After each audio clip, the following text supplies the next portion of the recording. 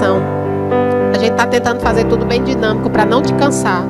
Mas escuta essa palavra nessa noite. Deixa o Senhor te dar uma direção para esses dias de crise. Amém? Deixa eu chamar aqui meu marido. Deixa eu orar por ele. Né? A gente, como os cultos estão sendo assim online, a gente vai esquecendo de algumas coisas que são tão do dia a dia, né? Que a gente faz, orar um pelo outro quando vai pregar. Pai, em nome de Jesus. Eu sei que o Senhor já depositou uma palavra, Senhor, no coração do teu filho. Senhor, libera ela sobre nós nessa noite. Senhor, não deixe, Senhor, nenhuma parte, não omita de nós, Senhor, a tua vontade. Libere sobre nós, Senhor, aquilo que o Senhor deseja. Nos alinhe, nos coloque na roda do oleiro e nos molde. Abra os nossos ouvidos e o nosso coração. E nos prepare, Senhor, porque nós sabemos que os dias são de crise, mas que logo nós contemplaremos, Senhor, dias de glória e dias de vitória. Em nome de Jesus.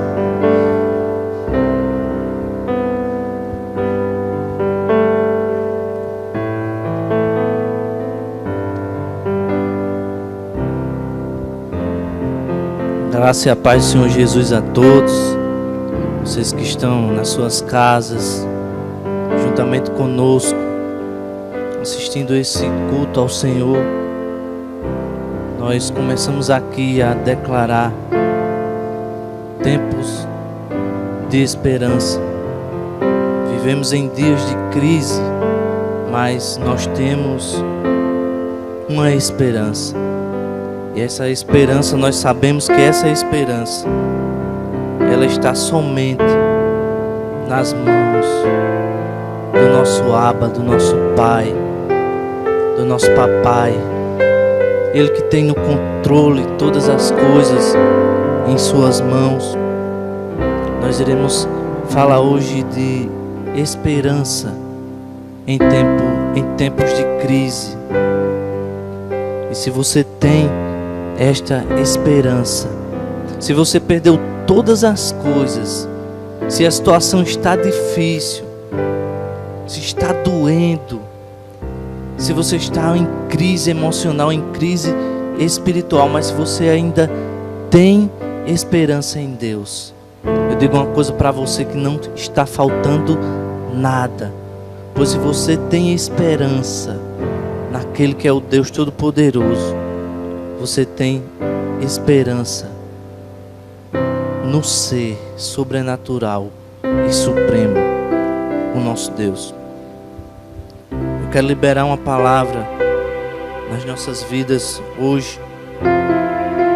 Se você estiver com Bíblia aí, eu vou ler apenas alguns versículos, que é para a gente ganhar tempo, que se encontra em 2º livro dos Reis, no capítulo 6, a partir do versículo 24, nós iremos ler apenas alguns versículos. 2 Reis, capítulo 6, a partir do versículo 24. Acompanhe comigo em nome de Jesus. Depois disto, Ben-Hadad, rei da Síria, ajuntou todo o seu exército, subiu e cercou Samaria. Houve grande fome em Samaria, porque foi sitiada a ponto de se vender a cabeça de um jumento por 80 peças de prata, e a quarta parte de um cabo de esterco de pombas por 5 peças de prata. Passando o rei pelo muro, uma mulher lhe bradou: acode-me, ó rei, meu senhor. Ele lhe disse: se o senhor não te acode, de onde eu poderei te acudir? Da eira ou do lagar? Disse-lhe mais o rei: que tens? Respondeu ela: esta mulher me disse: dá-me teu filho para que hoje comamos e amanhã comeremos meu filho.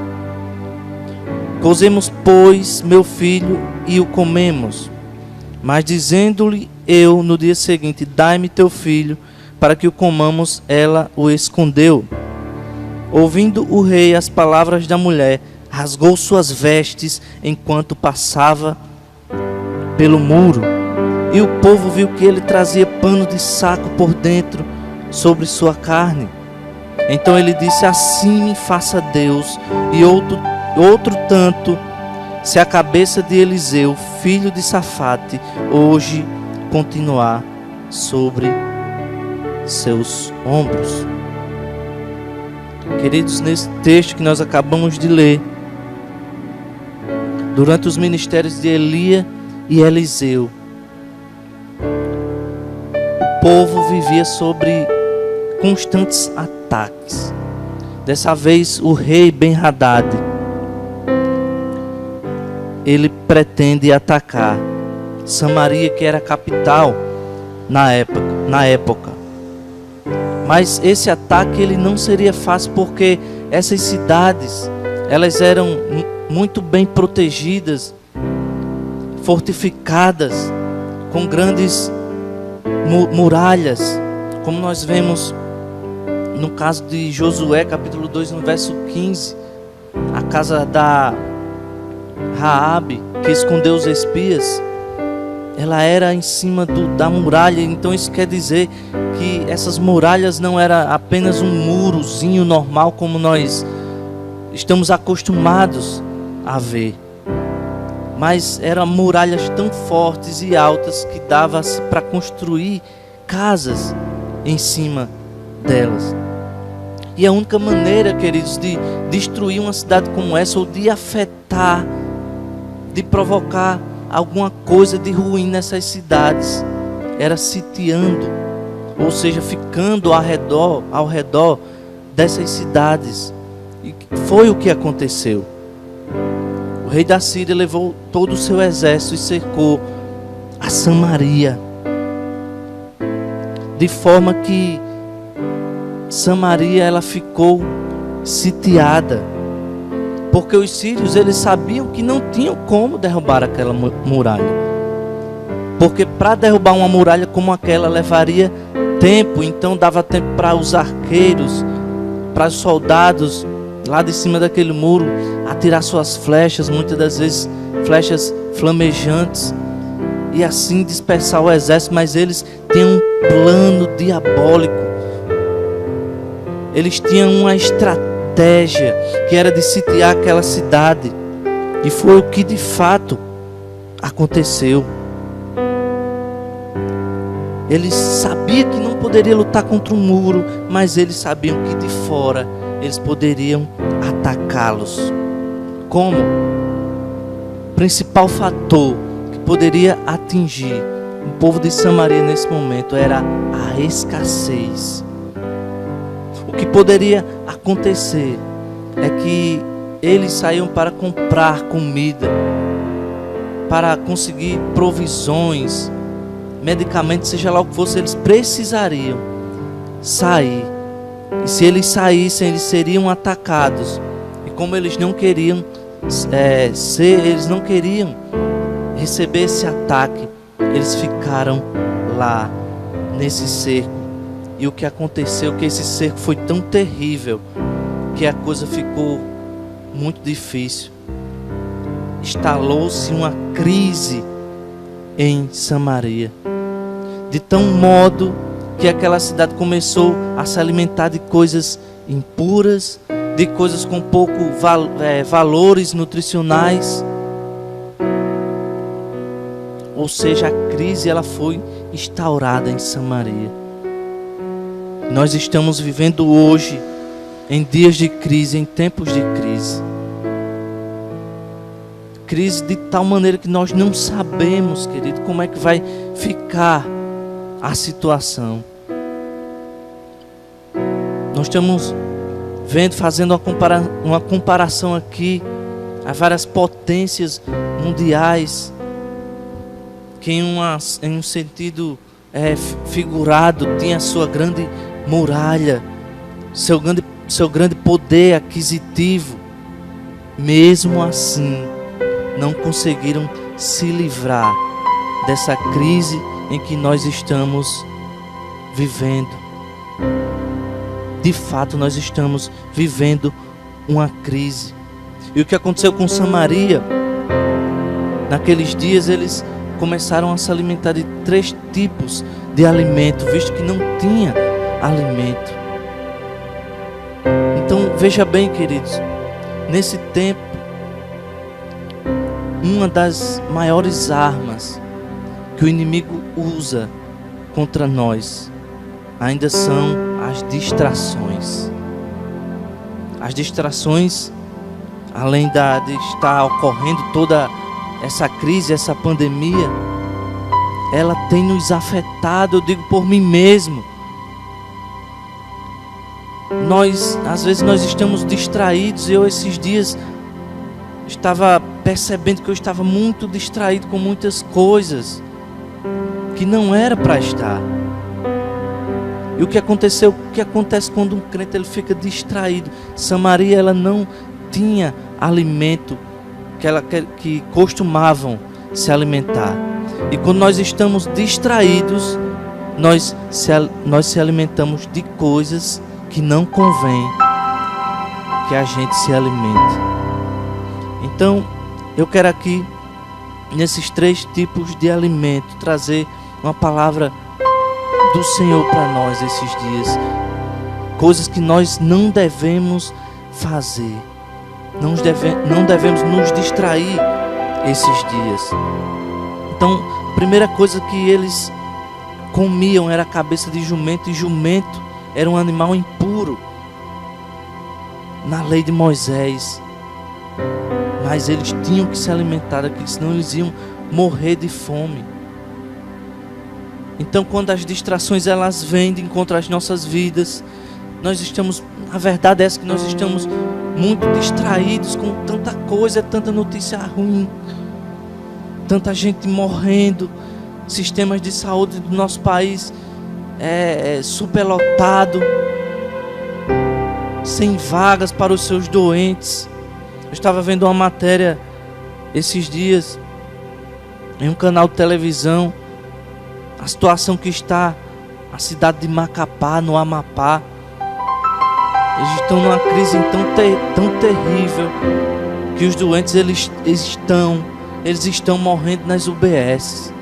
Não conseguem nem ser atendidos no hospital porque não há vaga.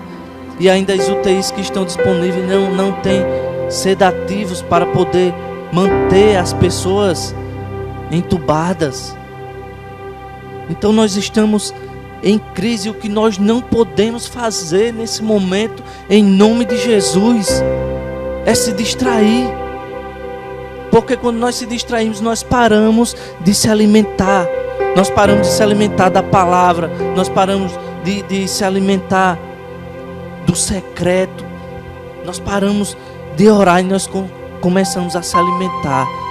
Estou falando de alimentação espiritual. Nós começamos a se alimentar de coisas que não convêm ao Senhor.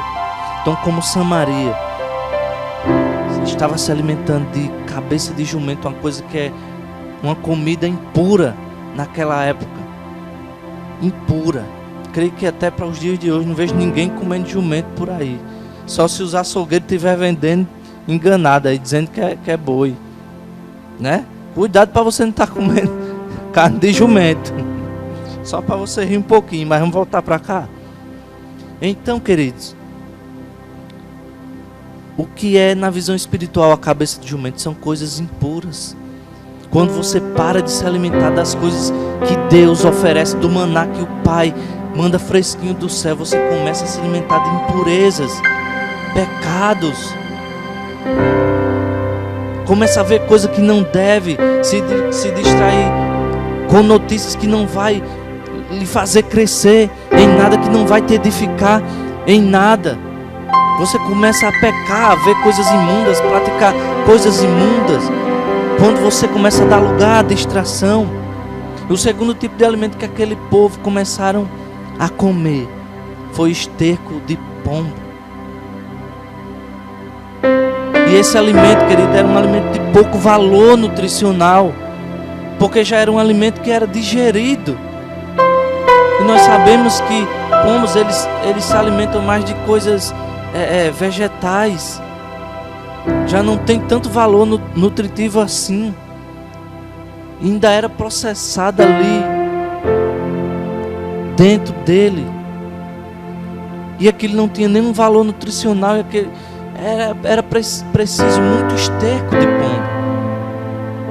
Que situação terrível, que crise terrível.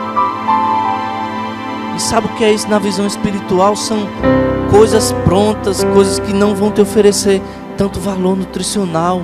e você começa a dar atenção a coisas que outras pessoas estão derramando por aí, comidas que não vão servir para o momento, coisa que não vai lhe edificar. E por que você se alimenta disso? Porque você está distraído e você não consegue buscar o seu próprio alimento. Você não consegue buscar isso na palavra, você não consegue buscar isso no secreto. E você vai precisar ver muita coisa, você vai precisar receber muita coisa, mas isso não vai te bastar. Isso não vai te bastar. Porque o único alimento que vai deixar você satisfeito nesses tempos de crise é a palavra do Senhor, é o maná que vem do céu, é o verdadeiro alimento. E a terceira e última coisa terrível que aconteceu naquele lugar, em Samaria, eles começaram a praticar o canibalismo. Isso mesmo, canibalismo, uma coisa terrível. Imagine você ter que comer carne de outro ser humano. Você viu que essa mãe disse, a proposta que a amiga dela fez aqui foi de comer o filho dela em um dia. Nós podemos ver que no tempo da crise até o amor se esfria. Como é que uma mãe come o seu próprio filho? Como é que uma mãe come o seu próprio filho? Então, em tempo de crise, o amor se esfria. Em tempo de crise, você passa a pensar mais em você, na sua família. Muitas das vezes você esquece do seu amigo que tantas vezes lhe estendeu a mão, que tantas vezes lhe deu uma palavra de conforto. E o amor se esfria em tempos de crise. No momento em que mais nós precisamos, o tempo de crise, ele faz com que o amor também se esfrie. A necessidade, o desespero. Que coisa terrível. E no cenário espiritual, querido, é o tempo de crise que nós praticamos mais o canibalismo. E o que é o canibalismo na visão espiritual? É você ser um crente sanguessuga. É você só conseguir puxar do outro. Às vezes o outro já está morrendo também. Risele. Às vezes o outro já está lá na UTI, respirando pelos aparelhos. Mas você está lá sugando. Eu quero uma palavra, meu Deus, eu quero uma palavra. Irmão, me ajude. Parece uma ouvidoria. Você vai lá sugar do irmão. E sabe de uma coisa, nesses dias a crise está tão difícil que você, até isso, acabou mais. Ninguém liga mais dizendo que está morrendo. Ninguém liga mais dizendo que está com problema, né? Porque estão vivendo aí as suas próprias convicções. O telefone parou de chegar mensagem com gente sofrendo. Ai meu Deus, estou em pecado. Parou de vir mensagem dizendo: ai, a irmã pisou no meu pé, pisou no meu calo. Eu passei pelo pastor, ele não deu a paz do Senhor. Tu visse? Por que não tem isso? Eu vou dizer por quê. É porque não acontece mais os ajuntamentos. E muito ajuntamento só dá, muitas das vezes, confusão. Nós temos como exemplo disso a Torre de Babel. O Senhor disse: eia, cadê Valdir? Eia, desçamos e confundamos ali a língua dos homens. Eia. Por quê? Porque o ajuntamento proporcionou. Deus disse: vamos descer ali e vamos logo confundir essas línguas, porque não haverá limites para esse povo. Então, ajuntamento demais, querido. Por que você vê mais crimes em grandes cidades, grandes capitais? É muita aglomeração. Então, onde tem ser humano muito junto, direto, a confusão é certeira. Em Provérbios, não me lembro o capítulo, nem o versículo, mas creio que é em Provérbios, que diz: põe raramente o pé na casa do teu próximo, para que ele não se aborreça de ti. Eu não estou dizendo que você não vai falar com o irmão, você não vai visitar ninguém. Nós sabemos que nós estamos evitando isso, Mas às vezes nós precisamos ir, mas não estou dizendo que você vai parar com isso. Eu estou dizendo que você não pode exagerar. Fazer igual uma frase que meu pai dizia, seu José Gomes de Lima. Ele dizia, tudo demais é muito. Era a frase curta e grossa, dizia, tudo demais é muito, pare por aí. Todo mundo ficava logo caladinho, pianinho. Eu quero dizer uma coisa para você, querido, tudo demais é muito. Eu quero dizer nesta noite para você, tudo demais é muito. Exageros não dá certo, você tem que ter equilíbrio. Mas voltando para cá, vamos correr. Voltando para cá, querido. Quando o rei se viu em desespero, ele rasga suas vestes, igual aqueles bonequinhos lá do desenho. Blasfêmia! Rasga as vestes. O rei só não diz blasfêmia, mas ele rasga as vestes, veste pano de saco e fica desesperado. E sabe o que ele faz? No versículo 31 do capítulo 6 ele diz: assim me faça Deus e outro tanto, se a cabeça de Eliseu, filho de Safate, hoje continuar sobre seus ombros. Ele arrumou logo um culpado, o coitado do profeta que estava lá no canto dele. Vou arrancar a cabeça dele fora. Mas o que ele não sabe, o que ele estava fazendo, ele queria matar a única esperança da parte de Deus, que era o profeta Eliseu. Nesse momento da crise em Samaria, a esperança estava repousando através de Deus, claro, do Espírito Santo, na vida do profeta.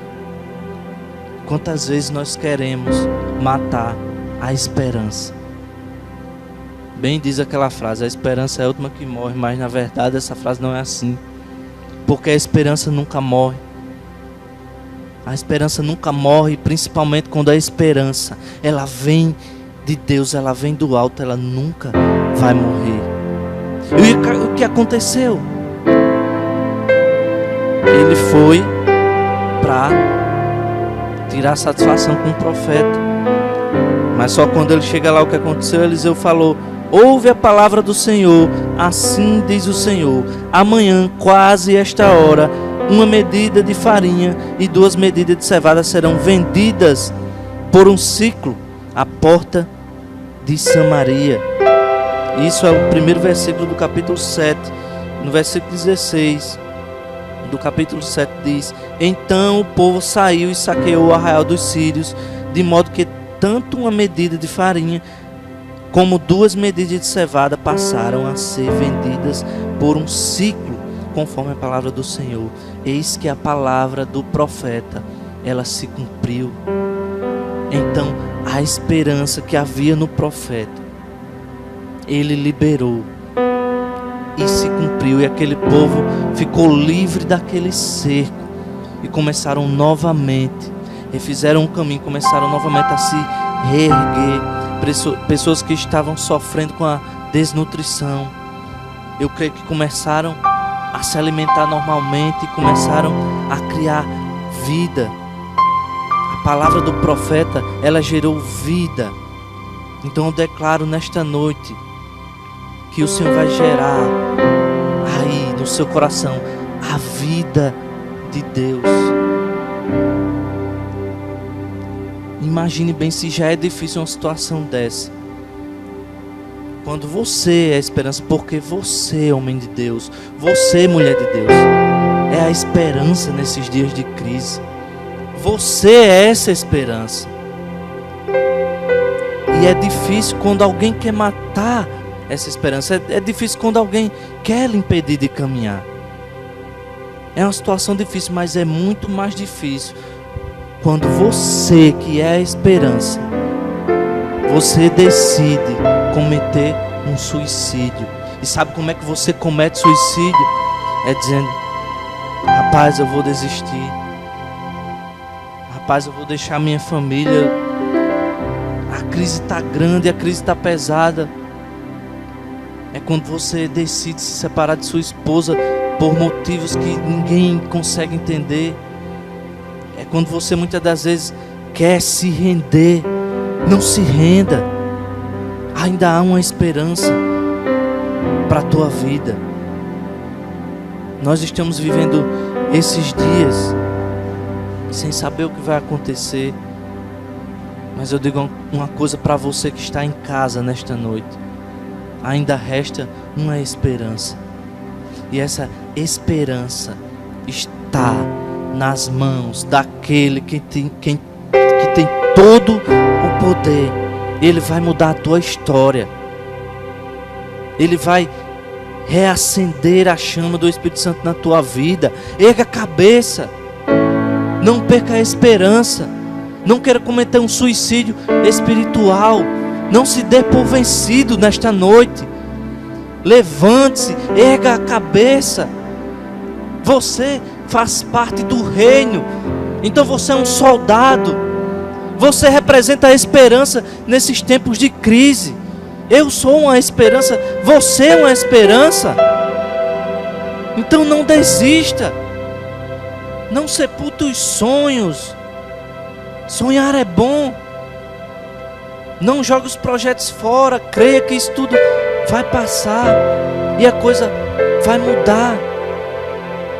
Nesse tempo não é tempo de você ter esperança em governo. Nesse tempo não você ter esperança em coisas que realmente não tem condições.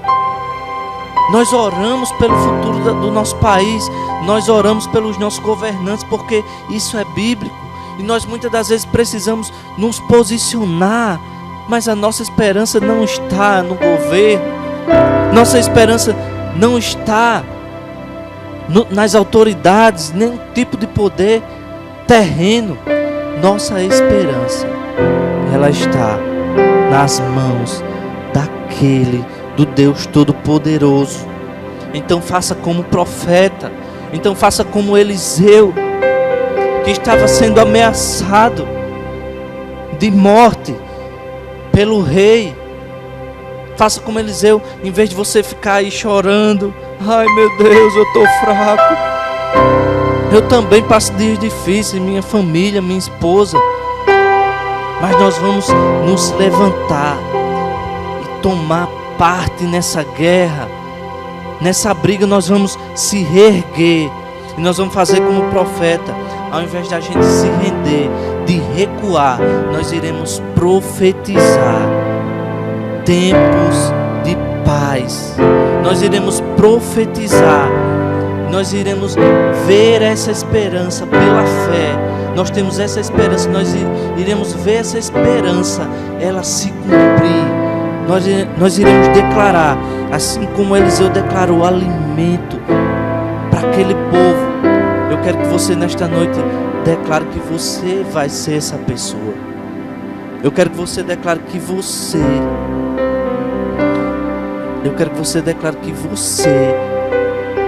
carrega essa esperança. E você vai distribuir essa esperança. E onde você chegar, você não vai falar mais coisas negativas. Onde você chegar, você não vai mais falar palavras de tristeza. Você vai dizer, isso tudo vai passar. Eu não estou falando só da pandemia, eu estou falando de vários tipos de problemas. Creia que isso tudo vai passar. Eu declaro na tua vida que vai ter alimento sólido. Eu declaro na tua vida que o maná do céu, ele vai descer. Primeiro para você, para que você se reabasteça, para que você se reanime. E você vai declarar na vida das pessoas. Ah, Senhor, nesta noite é isso que eu declaro, Pai. Nesta noite eu declaro, Pai, que essa esperança, Pai, nós já estamos vendo essa esperança na nossa frente. Eu quero declarar que você não vai perder essa esperança por nada. Eu quero lembrar que você é profeta.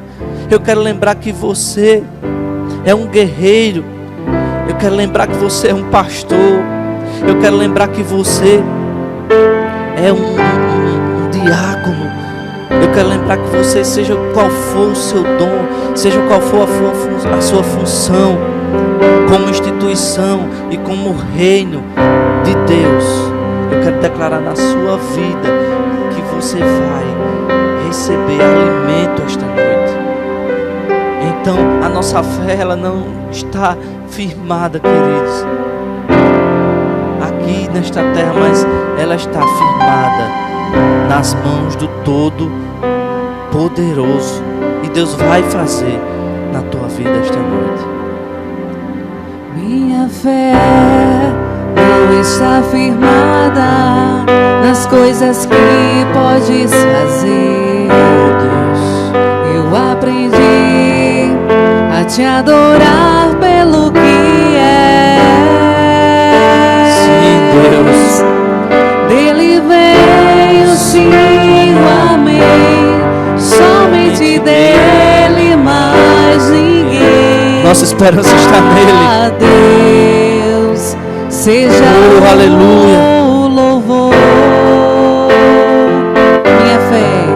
Minha fé não está Não, firmada, ela não está firmada nas coisas que podes fazer. Oh Deus, aleluia. Eu aprendi a te adorar pelo que é. Nós te adoramos, Senhor, em todas as situações, Ele Pai. veio sim Nas fraquezas, somente nas tribulações, dele, mais nos tempos de crise. a Deus Sim, Pai. Nós te louvamos em todo momento, Pai. É tempo de te louvar nesse momento. Se Deus fizer, Ele é Deus. Se não fizer, Ele é Deus. Se a porta abrir, Ele é Deus. Mas se fechar, continua sendo Deus. Se a doença Sim, vier, Pai, se a doença vier, Ele é Deus. Tu és Se o Deus Todo-Poderoso para curar. Ele é Deus. Se tudo der certo, Ele é Deus. Mas se não der, continua sendo Deus. Eu não adoro pelo que Ele faz, eu adoro pelo que Ele é. Haja o que houver, sempre será Deus. Eu não adoro pelo que Ele Nós te adoramos pelo que Tu és, Senhor. eu adoro pelo que Ele é. Toda provisão nesses tempos de crise virá de Ti, Pai. Será Deus. Se Deus fizer, Ele é Deus. Se não fizer, Ele é Deus. Se a porta abrir, Ele é Deus. Mas se fechar, continua sendo Deus. Se a doença vier, Ele é Deus. Se curado eu for, Ele é Deus. Se tudo der certo, Ele é Deus.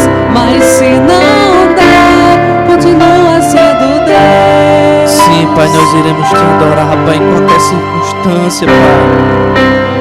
Mesmo que nos falte, Senhor, a provisão de alimento, nós cremos que o Senhor fará, Pai, infinitamente mais do que nós pensamos ou do que nós esperamos, Pai. Por isso nós confiamos em Ti, Pai, e nós declaramos, Pai. Nós declaramos que os Teus filhos irão se levantar a partir de hoje. Nós declaramos que a tristeza tem que ir embora. Nós declaramos que toda depressão, ela tem que ir embora agora, Pai. Nós declaramos, Pai, agora no sangue de Jesus, que nos lavou de todo o pecado, Pai. Não nos deixa cair, não nos deixa ficar prostrados, Senhor, nos nossos próprios erros, Senhor. Em nome de Jesus, eu declaro que pessoas irão se levantar, irão se reerguer. Eu declaro que pessoas irão acordar, Senhor. Acorde nesta noite. Saia dessa depressão. Saia dessa ansiedade. Entrega o teu caminho ao Senhor. Confia nele e Ele tudo fará. Entrega tudo, entrega. Coloca nos pés dele. Coloca na frente dele. Ele é a tua resposta, Ele é a tua esperança. seja o que você esteja passando, se você está passando necessidade, Ele é a tua esperança.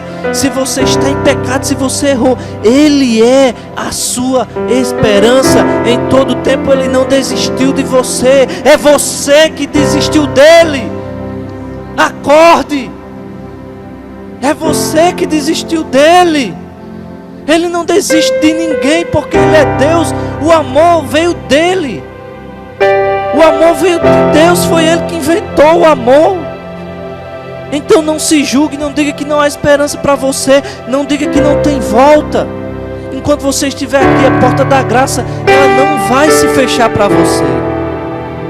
Portanto, embora você não esteja no contato com os irmãos, mas eu declaro que você tem um acesso direto ao Pai. Você tem um acesso direto, um caminho direto ao Pai.